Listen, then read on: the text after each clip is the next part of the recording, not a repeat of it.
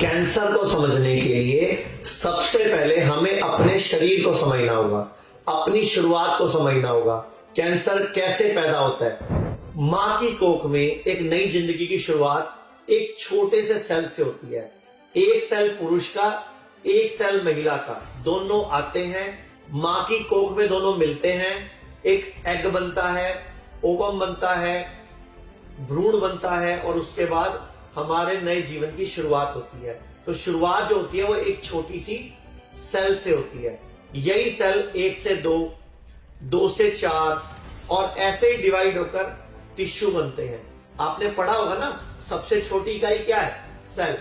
फिर कई सेल जो एक जैसे काम करने के लिए मिल जाते हैं तो बनता है टिश्यू, और कई एक जैसे टिश्यू जब मिलकर इकट्ठे होते हैं कोई एक काम करने के लिए तो बनता है ऑर्गन, और ऑर्गन से ऑर्गन सिस्टम बनता है, और सारे ऑर्गन सिस्टम को मिलाकर हमारी बॉडी में बनता है हमारा शरीर।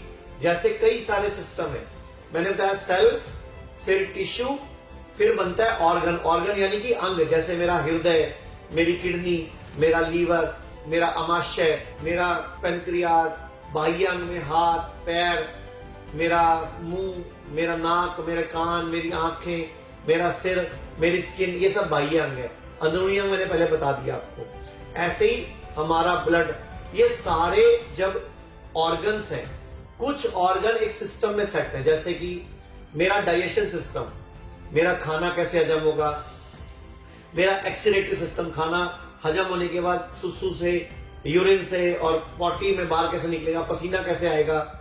इसके अलावा मेरा ब्लड सर्कुलेटरी सिस्टम, मेरी बॉडी में खून कैसे घूमेगा, मेरा स्केलेटन सिस्टम, मेरी हड्डियों का ढांचा, ऐसे ही लिम्फेटिक सिस्टम, ऐसे ही मेरा थॉट प्रोसेस, मेरी बॉडी सोचेगी कैसे, काम कैसे करेगी। हमारी बॉडी में कई सारे सिस्टम और फिर बनती है ह्यूमन बॉडी। और ह्यूमन बॉडी, ये जो आपने सुना है, तो अब हम सुनते हैं कि हमारी बॉडी, जब हमने बात कर ली कि बॉडी सेल से बनी हुई है, तो कैंसर होता कैसे है?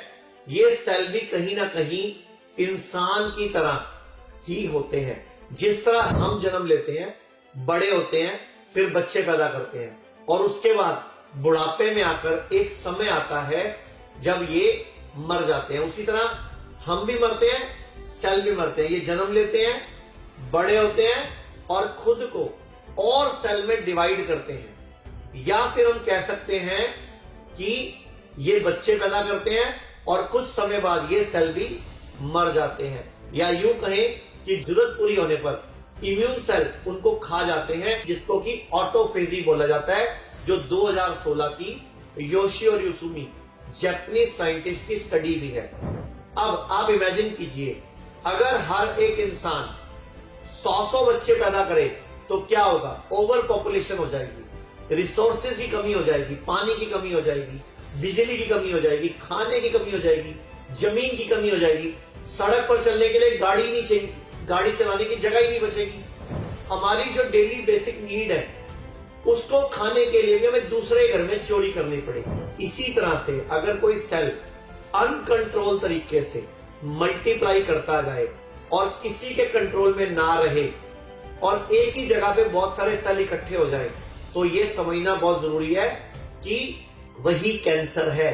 और कैंसर एक सेलुलर लेवल की बीमारी है। हर सेल के अंदर एक नियंत्रक केंद्र होता है जिसको बोलते हैं न्यूक्लियस, जो उसका दिमाग होता है, और न्यूक्लियस ही सेल की ग्रोथ, डिवीजन और फंक्शन को नियंत्रित करता है। लेकिन जब न्यूक्लियस के अंदर म्यूटेशन या कोई डैमेज होता है तो नियंत्रण प्रणाली बिगड़ जाती है।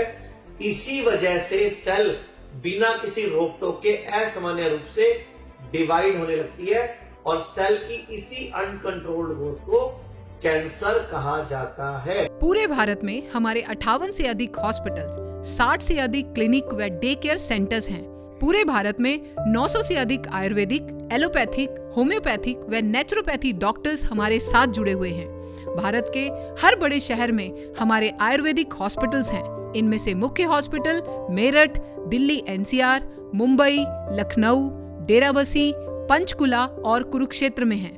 यहाँ पर kidney fail, liver fail, cancer, heart problem, जोड़ों के दर्द, diabetes, BP, sugar, piles, fissure व फिस्टुला, और अन्य बड़ी से बड़ी बीमारियों को रिवर्स किया व सिखाया जाता है। अगर आप वीडियो में कही गई बात से सहमत हैं तो Y टाइप करें, सहमत नहीं है तो N टाइप करें।